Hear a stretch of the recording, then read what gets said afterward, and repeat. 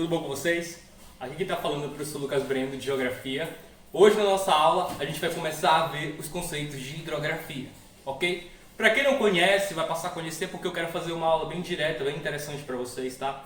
Sem muita enrolação, para a gente ir direto ao ponto. Eu quero apresentar os principais conceitos que vocês vão precisar para estar aí, não só aprendendo para a escola, mas também para o ensino médio, para o Enem, ok? Conceitos que vocês têm que levar para a vida, porque são terminologias que são usadas de forma direta na hidrografia. Então essa primeira aula é uma aula de contextualização para o ensino da hidrografia, ok? Onde eu vou apresentar os principais conceitos, o que é uma bacia hidrográfica, quais são as partes de um rio e também o que é que vocês têm que saber aí para estar compreendendo a caracterização de um curso, né, de um corpo hídrico, tá bom? Então é basicamente isso que eu tenho para vocês hoje. E para não demorar muito, bora começar para nossa aula de hoje. Então vamos lá, galera. É o seguinte, tá? Antes de a gente começar a aula, a gente tem que se atentar para uma coisa bem importante: o conceito de bacia hidrográfica. Eu gosto de trabalhar o conceito de uma forma bem simples, tá? Para não confundir muito a cabeça das pessoas. Só que tem um porém, esse conceito ele não deve ser generalizado como apenas o que eu vou falar para vocês. Porque uma bacia hidrográfica ela tem inúmeras características que vão tornar ela uma bacia hidrográfica, ok? Então essas características devem ser levadas em consideração na hora de você pensar um conceito para a bacia hidrográfica, beleza? Então bora lá, bora tentar levar em consideração os principais pontos para a gente entender uma bacia hidrográfica, começando pelo sua ideia geral, seu conceito geral. De forma simples para a gente, eu posso considerar, para a geografia, uma bacia hidrográfica como um curso hídrico, né, e seus afluentes, um rio e seus afluentes, tá? Daqui a pouco eu vou explicar o que é o afluente para ser mais direto, tá? Mas eu não posso levar em consideração apenas isso. Por quê? É um rio, seus afluentes que são delimitados e modelados pelo relevo, tá? Então nós temos que levar em consideração que o relevo é um dos principais agentes formadores da bacia hidrográfica, assim como o solo também, tá? Então eu não vou colocar um conceito direto, eu vou colocar conceitos que constroem uma bacia hidrográfica para não ficar confuso, tá? Então de forma geral, uma bacia hidrográfica é composta pelo rio e seus afluentes, beleza? Que, claro, alguns lugares eu posso chamar de drenagem, o tipo de drenagem que esse rio vai ter, tá bom? O que é uma drenagem, tá? Uma drenagem é o curso que o rio vai fazer, até a foz. Onde é que ele vai acabar? Onde é que esse rio vai ter um fim, ok? Ele pode ter um fim no oceano, tá? Ou ele pode ter, acabando aí, tendo seus fins em outros lugares, tá? Um rio pode acabar não apenas no oceano, ok? O rio pode acabar em muitos outros lugares, como eu vou mostrar para vocês daqui a pouco.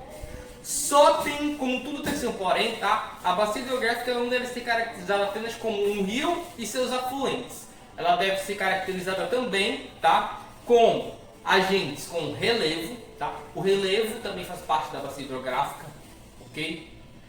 Nós temos que levar em consideração a altitude, o clima, tá? Tudo isso. Porque nós temos vários tipos de bacia hidrográfica diferenciadas. Eu não posso dizer que o rio daqui do Pará... Me derrubaram aqui! É o Dorinho... Oi! É igual um rio do Oriente Médio.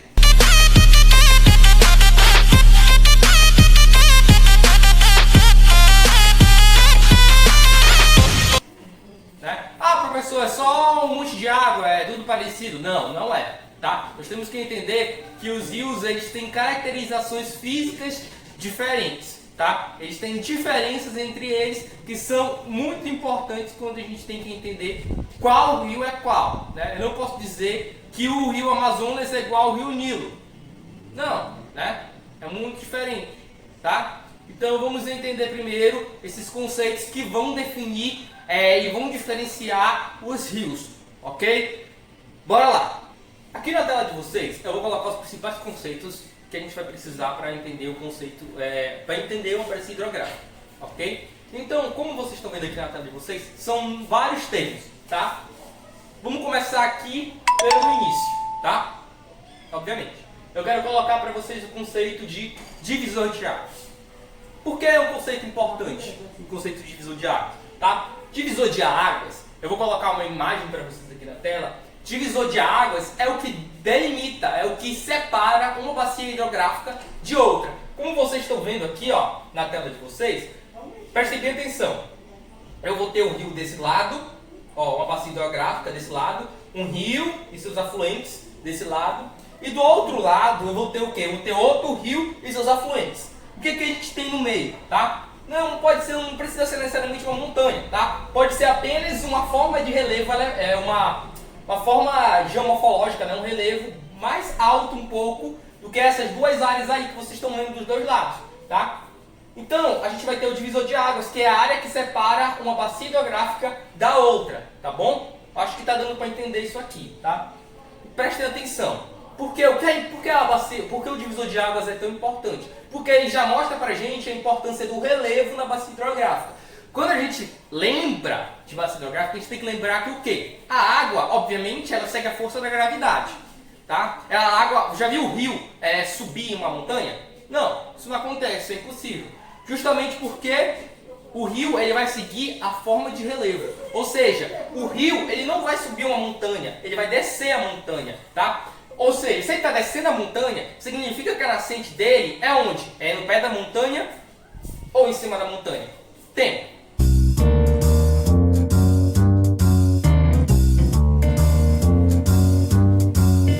Então justamente é isso que acontece, tá? Para quem pensou que o relevo, que a nascente do rio era no pé da montanha, tá errado. A nascente do rio fica em cima da montanha. Ou em cima de um planalto, tá? Em cima de uma serra, em cima de algum lugar mais elevado. Pode ser até uma planície onde temos um ponto A, que é o ponto da planície mais elevado, e o ponto B, que é o ponto mais baixo da planície. Ou seja, o rio sempre vai nascer no ponto mais alto, ok? Tem um porém também, tá? Eu tenho que levar em consideração o relevo. Isso que eu estou falando para vocês, presta atenção. A gente leva em consideração o relevo.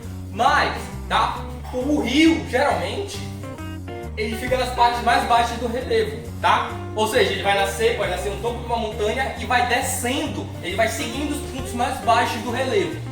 Bora fazer uma experiência, tá? Não façam isso em casa, na verdade. Pega um balde de água e joga no chão, vocês vão ver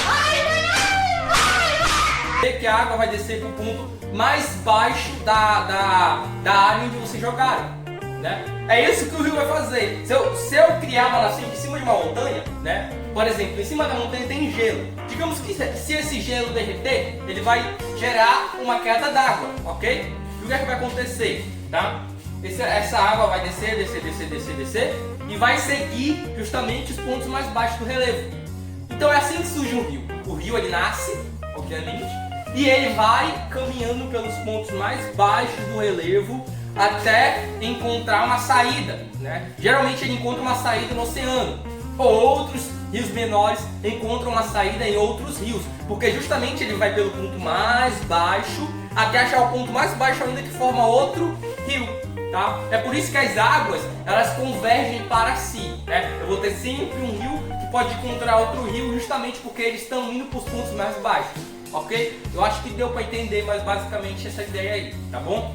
Mas para ficar mais claro para vocês, o rio ele vai seguir o ponto mais baixo do relevo, tá? Sempre se atentem a isso. Então é por isso que as bacias hidrográficas elas estão localizadas aí, as maiores, por exemplo, localizadas em lugares mais baixos, tá? Elas nascem em lugares altos e terminam em lugares baixos, ok? Eu acho que deu para entender basicamente como como a gente pode estar trabalhando o conceito de bacia hidrográfica, tá bom? Levem em consideração sempre o relevo, tá? Outra dica para vocês aí que vão fazer Enem, tá? E para vocês que vão resolver questões, prestem bem atenção na dica que eu vou dar para vocês. Quando eu colocar um mapa de bacia hidrográfica aí para vocês resolverem, vou pegar um exemplo, tá? Olha esse aqui, esse mapa que eu coloquei aqui para vocês. Prestem bem atenção. Esse mapa aqui, tá? Eu quero que vocês, eu vou dar alguns segundos para vocês acharem aí onde é que fica a nascente e onde é que fica a foz. Vamos lá.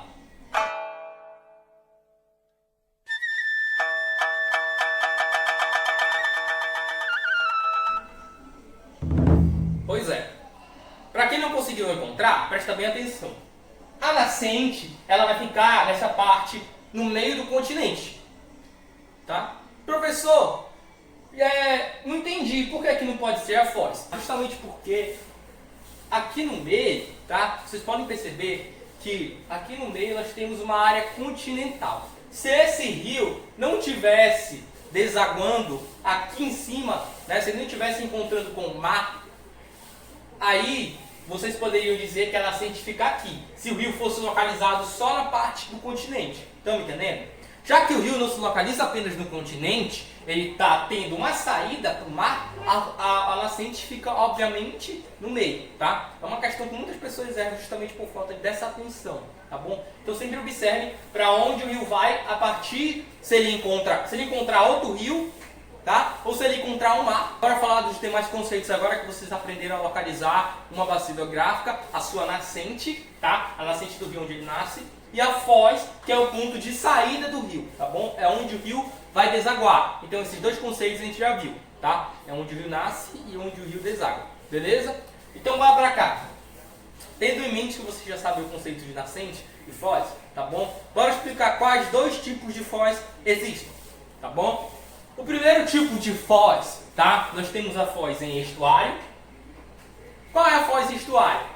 É uma foz aberta, ou seja, o rio que eu posso mostrar para vocês na prova, ele pode encontrar com o mar, né? E na saída dele, na foz com o mar, ele vai ser, a foz pode ser aberta ou pode apresentar inúmeras pequenas ilhas, né? Pequenos aglomerados de terra ali, tá? Na foz. O que acontece? Essa aqui é uma foz em estuário, uma foz aberta que não tem obstáculos no caminho.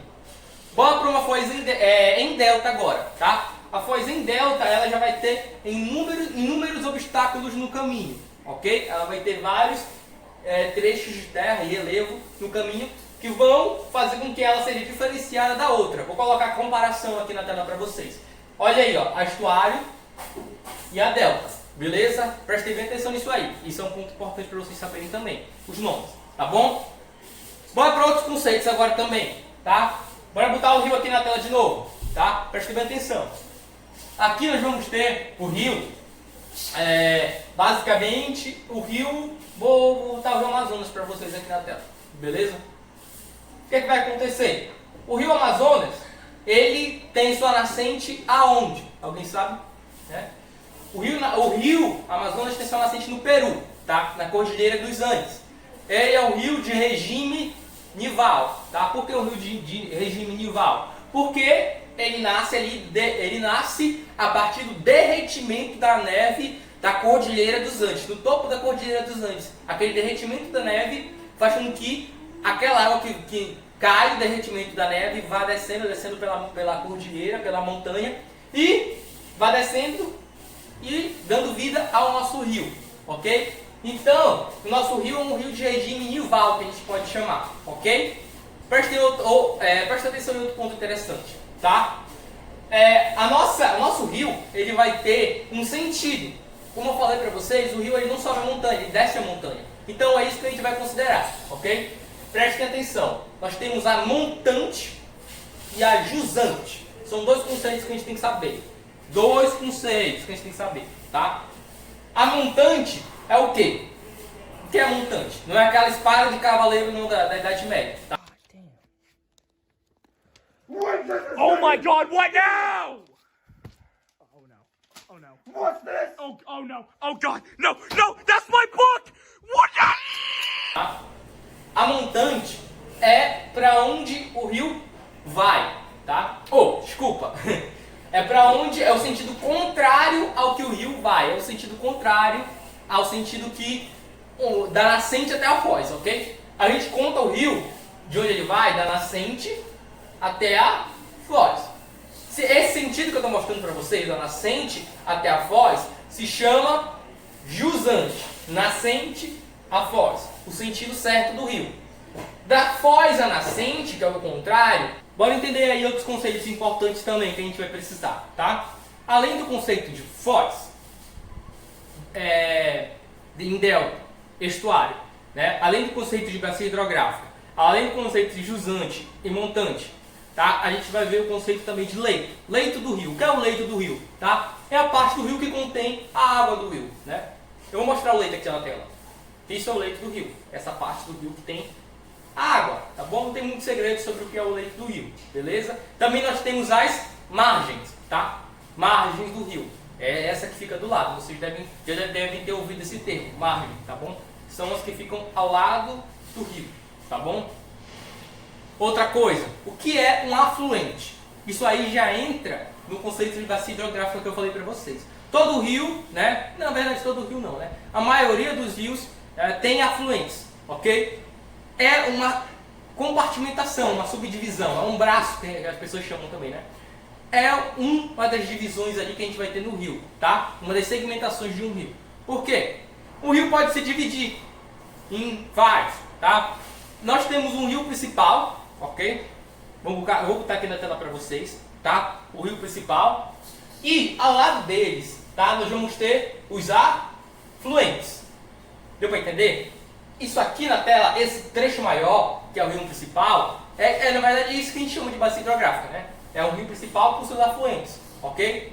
Por quê? Porque o rio principal ele não é alimentado pela pequena nascente dele lá em cima. Ele é alimentado, se vocês olharem o mapa, o que faz o rio ter vida são os seus afluentes, tá? Ou seja, o rio ele é grande desse tamanho no meio, tá? Ele é um rio grande, assim como o rio Amazonas, tá? Rio Araguaia, Tocantins, o rio Paraná, tá? O rio São Francisco. Ele é um rio grande porque ele vai receber água de todos os lados dele. Podem perceber. Ele é grande no meio, ele vai recebendo água de várias posições, várias áreas diferentes, tá? Então, outro ponto que a gente tem que levar em consideração, tá? Quando a gente for trabalhar bacia hidrográfica, é o tipo de drenagem do rio. O que é drenagem, professor? Qual é o conceito de drenagem? Drenagem é basicamente o curso do rio, tá? É o curso do rio. Por exemplo, nós vamos ter aí, tá? Vários tipos de drenagem. Drenagem não é apenas não pode dizer que existe apenas um tipo de drenagem. São vários tipos de drenagem, ok? Só que aí, tá? Eu vou mostrar ela para vocês aqui. Começando pelo tipo de drenagem endorreico, tá? Endorreico é diferente dos rios que eu mostrei para vocês aqui, tá? O rio endorreico, ele é um rio que termina dentro do continente. Ele termina dentro do continente. Ou seja, ele termina aqui numa área isolada e não vai ter uma foz para o oceano, para o mar, ok? Como é o caso do rio Amazonas, tá? Ou outros rios que a gente pode estar vendo que tem a foz no oceano, tá? No caso, esse rio não encontra o oceano. Eu posso citar o exemplo, o rio Erie, na Austrália, tá? Na Austrália tem muitas bacias hidrográficas endorreicas, tá bom? Eles se localizam ali e ficam restritos apenas a áreas continentais em detrimento do relevo onde estão localizados, ok? Ou seja, por questões de relevo, eles não ficam, eles não encontram o mar. Questão de altitude, relevo, tá? Questões geomorfológicas, eles acabam ficando restritos ao continente, tá? Eles não vão ter saída para o mar. Então isso é uma bacia endorreica. Vamos para a bacia que é o contrário da endorreica, a bacia exorreica, tá? A bacia exorreica, vou colocar aqui um exemplo para vocês. A bacia exorreica, ela encontra o mar, é diferente da endorreica, tá? A exorreica, ela vai acabar tendo uma saída, ela vai ter uma foz, tá? Ela vai ter uma foz para o mar, ok? Aí a gente vai ter as foz, tipo estuário, tipo delta, tá? Nós vamos ter as saídas, o exemplo do rio Amazonas. O rio Amazonas, entre outros rios, tá? Eles são rios que encontram o mar. Então, a gente pode estar caracterizando aí eles como uma bacia hidrográfica endorreica, beleza? Ou exorreica, tá? São rios que encontram o mar. Também nós temos bacias hidrográficas de outros tipos, tá? Tipos de drenagem, na verdade, de outros tipos. Quais são? Tá? Eu vou falar para vocês aqui. Nós também temos a arreica, a drenagem arreica. O que diabo é isso, professor? A bacia hidrográfica arreica, ela é um rio, na verdade, que simplesmente desaparece. Tá? E o rio sumiu. Isso mesmo, é um rio que desaparece, tá? É um rio que pode ser grande, pequeno, médio, tá? Mas é um rio que vai desaparecer por questão de evaporação, relevo, tá bom? Tem muito a ver mais com a questão de evaporação. Por exemplo, tá? Nós temos rios que aparecem no meio do deserto, né? Deserto do Atacama, por exemplo, tá? Nós temos rios que aparecem no deserto e depois somem, tá? Por questão de evaporação, ok? Então isso é uma bacia arreica. Tinha um rio e depois sumiu, tá? Outro ponto interessante, outro tipo de drenagem, tá bom? Nós também vamos ter bacias hidrográficas criptorreicas, tá? Bacias hidrográficas criptorreicas, que foi o que eu não falei para vocês ainda. A bacia hidrográfica criptorreica, ela é caracterizada pelo quê? Tá? Nós vamos ter aí uma bacia hidrográfica que, em vez de ter uma foz que sai para fora é ótimo, sai para uma bacia hidrográfica que tem uma foz para o oceano, tá? Ou uma bacia hidrográfica que fica restrita dentro do continente, ela vai ter seu tipo de drenagem vai ser para uma caverna ou para dentro do subsolo. Por isso que é criptorreica, tá? Ela vai ser drenada para dentro do subsolo, ou seja, é aquele rio que vai nascer, ter sua nascente e vai ter seu fim ali, né? Sua drenagem no subsolo, ok? Como a gente pode estar vendo aqui na imagem que eu coloquei para vocês de uma bacia hidrográfica criptorreica, tá bom? Eu acho que deu para entender os principais tipos de drenagem, beleza? Bom, meus queridos, é isso que nós temos para as aulas de hoje, tá bom? Espero que vocês tenham entendido. Dúvidas, vocês já sabem como me contatar, ok? E foco. Obrigado pela atenção de todos.